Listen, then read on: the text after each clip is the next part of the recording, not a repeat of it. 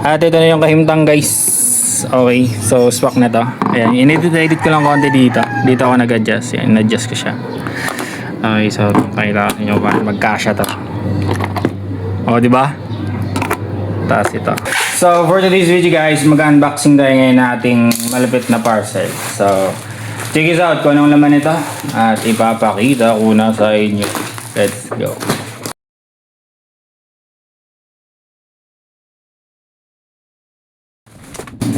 Nice! Boy, gagi yung nangyari dito. Okay. Nakikita nyo na ba guys yung nakikita ko guys? It's very beautiful body. So, battery siya guys. Battery ba? Okay, battery. Para sa ating R150 o in short, alaga. Alaga. So, hindi pa siya, ano guys, hindi pa siya sealed talaga from factory. Kasi yung kanyang acid, yung tubig, is naka-separate pa. So, tayo yung gagawa guys, tayo yung gagawa na magsalin dito, tapos i-fix natin, tapos ikabit natin sa motor natin. Okay.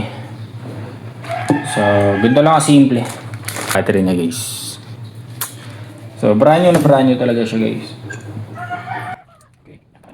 Kita niyo. Tapos check lang natin. And then salin lang natin to. Tanggalan lang natin siya. Eh, naka-seld pa rin talaga. Naka-seld pa rin talaga siya guys. Ayan. Lilipat lang. Salin lang natin, tapos be careful lang guys kasi acid na to ha. May acid to ha. Acid ba? Kinto natin siya para sure ball. Yan. Ganda pagsalin niya, no? O, di ba? Ganyan lang. Tapos shake mo lang siyang ganyan.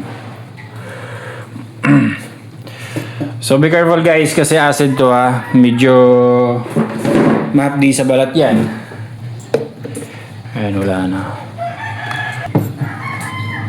Tapos, itong takip nito. Type nito guys, ayan. Itatakip lang natin siya rito.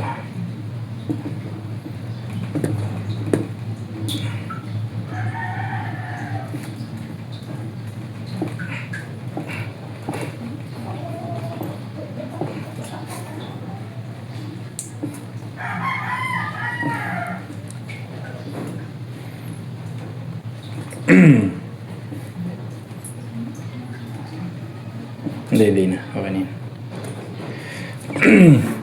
Alright, the finished product. Yo!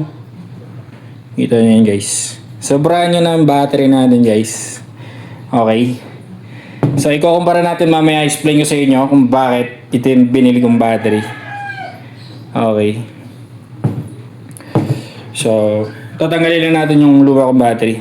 Papahingayin natin to mga 1 hour. Tapos kabit na natin. Alright, at ito na yung kahimtang ng aking battery. So after 1 hour may get, I don't know, 1 hour and 30 minutes yata. So hindi na siya mainit, nag-cool down yung kanyang circulation, yung acid niya, no? O yung tubig na nakikita nyo kanina. Okay. At ito yung old battery ko. So kung makikita nyo guys, ano siya? Ito talaga yung standard stock size ng battery ng R150 or carb.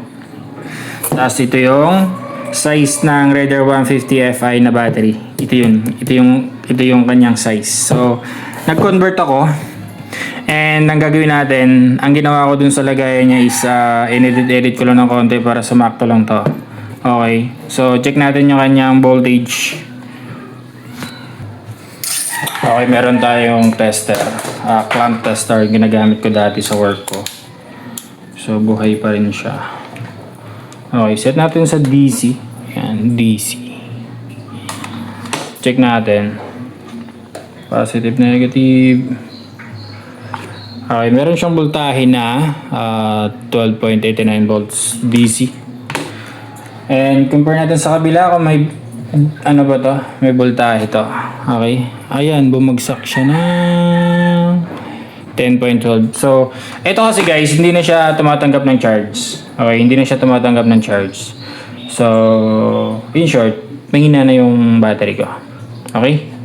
So, kaya nagpalit na ako ng bago. So, check natin guys. Pakita ko sa inyo kung paano ko ginawa doon. Paano ko kinonvert sa size stock ng Raider FI. At ito na yung kahimtang guys. Okay, so swak na to. Ayan, in-edit ko lang konti dito. Dito ako nag-adjust. Ayan, in-adjust ko siya. Okay, so pakita ko sa inyo paano magkasya to. O, diba? Tapos ito. Yun lang. Diba? Fit na fit siya. So, ikakabit lang natin, tapos po-start natin mamaya. Ayan ito guys, i-check natin yung kanyang voltahe, no?